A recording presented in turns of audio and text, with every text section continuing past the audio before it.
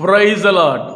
ஆண்டவரும் அருமை இரட்சகருமாகிய இயேசு கிறிஸ்துவின் நாமத்தில் நான் உங்களை வாழ்த்துகிறேன்.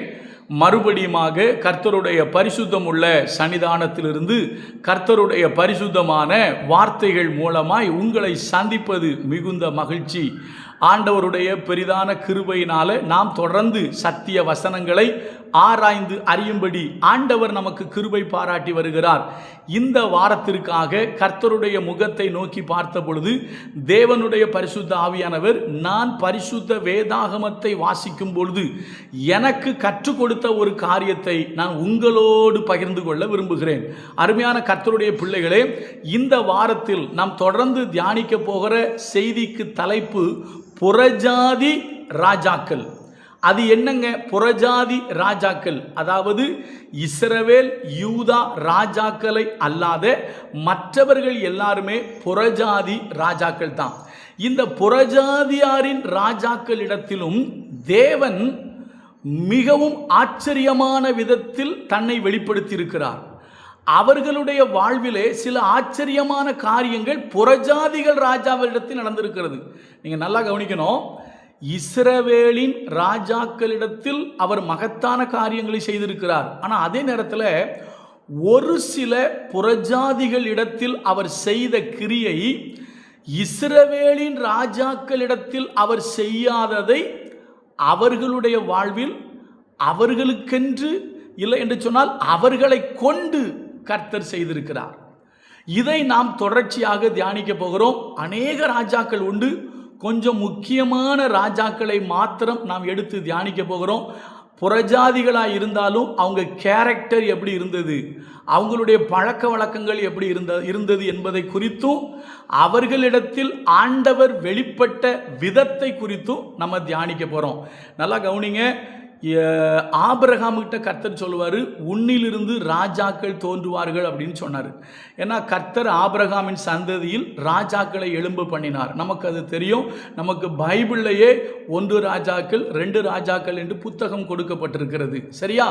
வேதாகமம் முதல் அரசனாக யாரை நமக்கு காண்பிக்கிறது? முதல் ராஜா. ஒருவேளை நாம் இப்படி சொல்லலாம், வேதத்தில் முதல் ராஜா யார் அப்படின்னு கேட்டீங்கன்னா ஆதியாகமத்தின் புஸ்தகம் 10வது அதிகாரத்தில் காமுடைய சந்ததி வருகிறது. அந்த காமுடைய சந்ததியிலே ஒருவன் வருகிறான். நான் வாசிக்கிறேன் பாருங்க. ஆதியாகமம் 10:6 போட்டிருக்கு, காமுடைய குமாரர் கூஸ் அப்படின்னு போட்டிருக்கோம். இந்த காமுடைய மகனாகிய கூஸ் நிம்ரோத் என்கிற ஒருவனை பெற்றெடுக்கிறார். வாசிக்கிறேன் பாருங்க 8ஆம் வசனம். கூஸ் நிம்ரோதை பெற்றான், இவன் பூமியிலே பராக்கிரமசாலியானான். அப்படி சொல்லிட்டு கொஞ்சம் கீழே வந்தீங்கன்னா 10ஆம் வசனம். சினையார் தேசத்தில் உள்ள பாபேல், ஏரேக், அக்காத், கல்னே என்னும் இடங்கள் அவன் ஆண்ட ஆதிஸ்தானத்திற்கு ராஜாக்கள். அப்போ வேதம் என்ன சொல்லுகிறது என்று சொல்லி கேட்டால், அருமையான கர்த்தருடைய பிள்ளைகளே, இந்த நிம்ரோத்து தான் வேதம் நமக்கு காண்பிக்கிற முதல் ராஜா. ஆனால் இவன் காமின் வம்சத்தில் வந்தவன். நீங்கள் தயவு செய்து ஆதியாகமத்தின் புஸ்தகம் 10வது அதிகாரத்தை கொஞ்சம் நன்கு வாசித்தால் அதில் நீங்கள் நினிவேயினுடைய துவக்கத்தை பார்க்கலாம், கானானுடைய துவக்கத்தை பார்க்கலாம், பெலிஸ்தருடைய துவக்கத்தை பார்க்கலாம். இப்படி நிறைய காரியங்களை நீங்கள் அங்கே பார்க்கலாம். அப்போ அருமையான கர்த்தருடைய பிள்ளைகளே, முதல் ராஜாவாக வேதம் நமக்கு சொல்வது யாரை என்று சொன்னால் நிம்ரோத்தை வேதம் சொல்லுகிறது. இந்த நிம்ரோத்து தான் பாபேல் கோபுரத்தை கட்டியவன். இந்த நிம்ரோத்துடைய நாட்களில் தான் பாஷை தாறுமாறாக புரிந்தது.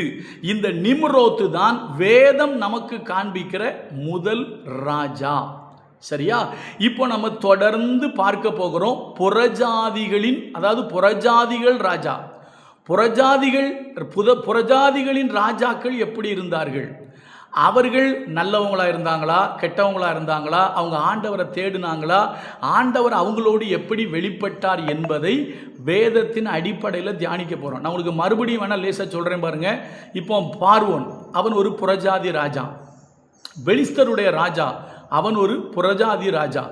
அமலேக்கு ராஜா, அவர் ஒரு புறஜாதி ராஜா. அதே போல் ஏதோ வம்சத்தில் ராஜாக்கள் இருந்தார்கள், அவர்களும் யார் தான்? புறஜாதி ராஜாக்கள் தான். அதே போல் நீங்கள் பார்த்தீங்கன்னா பாபிலோன் ராஜாக்கள், மேதிய ராஜாக்கள், பெர்சிய ராஜாக்கள், இவர்கள் எல்லாருமே புறஜாதி ராஜாக்களாக தான் இருந்திருக்காங்க. இஸ்ரவேலின் ராஜா இல்லைன்னா யூதாவின் ராஜா, இவர்கள் தான் தேவ ஜனங்களுடைய ராஜாக்களாக இருந்திருக்கிறார்கள்.